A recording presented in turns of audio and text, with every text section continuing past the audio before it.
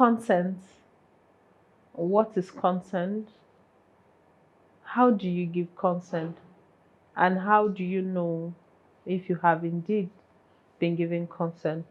This and more will be coming your way shortly. I am Linda Fan, and thanks for joining my channel today. There are so many people who believe that there is a very thin line when it comes to sexual consent and majorly a woman's body. People believe that just because you visited somebody, just because you ate food that they paid for, that automatically equals consent. I don't believe in this line of thought, this school of thought, but I'm going to save my opinion for later. And that is because I have a very special guest with me today who will be sharing her view, her point of view, and her opinion about this very sensitive subject.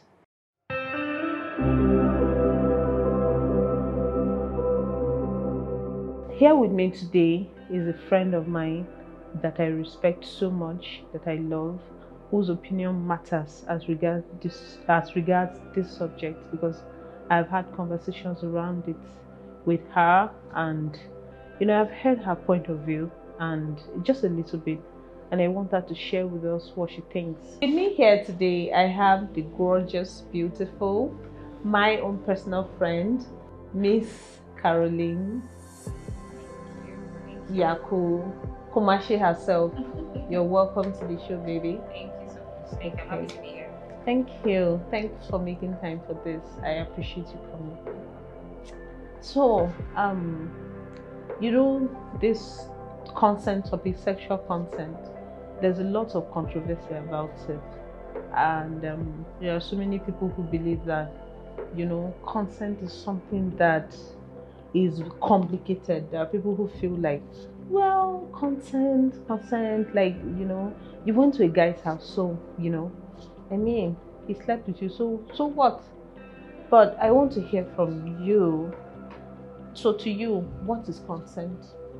Okay, so basically I feel like consent is one of the simplest things to understand in this world. It's either black or white when it comes to consent. For me, I feel consent is the agreement to do something. Now it can be either oral or written consent. Now you giving consent is you giving someone the permission to do something for or to you.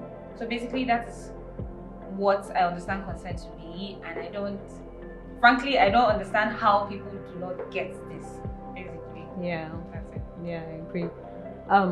You said something that kind of struck. You said it is black and white. But there are people who feel like consent has gray areas. There are people who feel like, oh, well, if you didn't want to sleep with me, why did you come to my house? Or if you didn't want to sleep with me, why did you go to the club and get high? If you didn't want to sleep with me, why did you eat the food that I paid for? Why did you even as much as come on a date with me if you were not willing to sleep with me? So I hear things like that, and it makes me wonder. But I want to hear from you. I want to hear what is on your mind.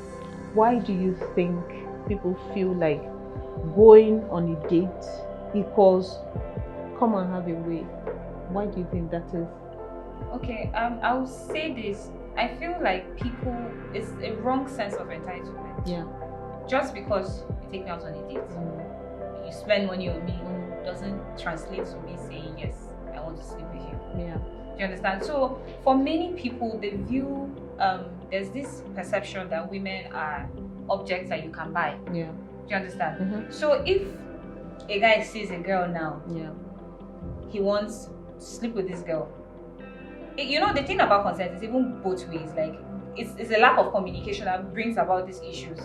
Now you want to put this guy, you believe that, oh, maybe if I take this girl out, I spend just the right amount of money, she open leg for me, and then in the end it's not like that, which oftentimes leads to rape. So I feel like most times people misunderstand the idea behind two adults consenting to sex. If you want to sleep with someone, there are so many ways to make that person understand that, oh, I want a sexual relationship with you. This is what I'm doing. Don't expect that. Who knows, if you might take that girl out on a date, and who knows, maybe at the back of her mind there's that part of her that wants to have sex with you, but you have not asked her, you're just assuming. So I feel it is wrong that you think that it's a wrong sense of entitlement, that you think that, oh, because I spend money on you, or because I came to your house, I want to have sex with you.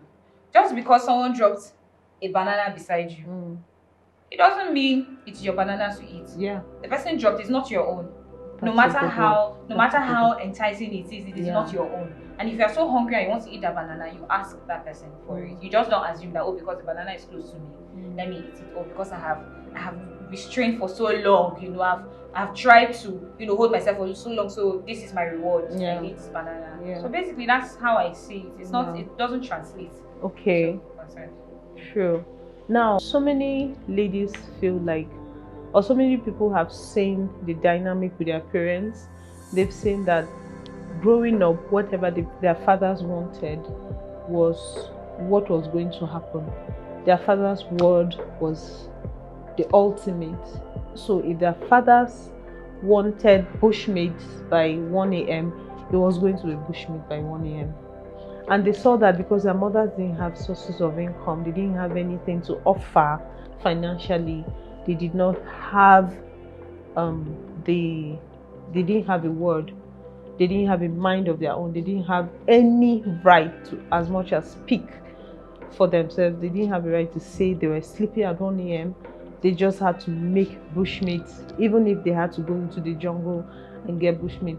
So do you think that growing up and watching that for some girls has, you know, made them feel like, you know, what a man wants is what a woman should give, even if it is not convenient for the woman? She should go over and beyond, bend over backwards to make it happen for a man, boyfriend, husband, whoever.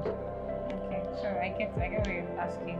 And I would say, yes, maybe for some girls that's may be the situation, that may be the case, but the beautiful thing about today's women is that they are voicing out, they are speaking, right? And where your parents failed to remind you, or to teach you that you are worth something, you're right, you're right, your choices are as valid as the next man, where they failed to teach you, we are learning.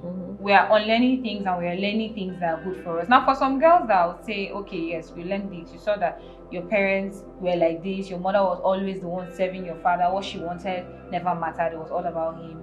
I can understand that, but I believe that you go to a certain level that you will know what exactly works for you and what doesn't. What is good for you and what isn't good for you.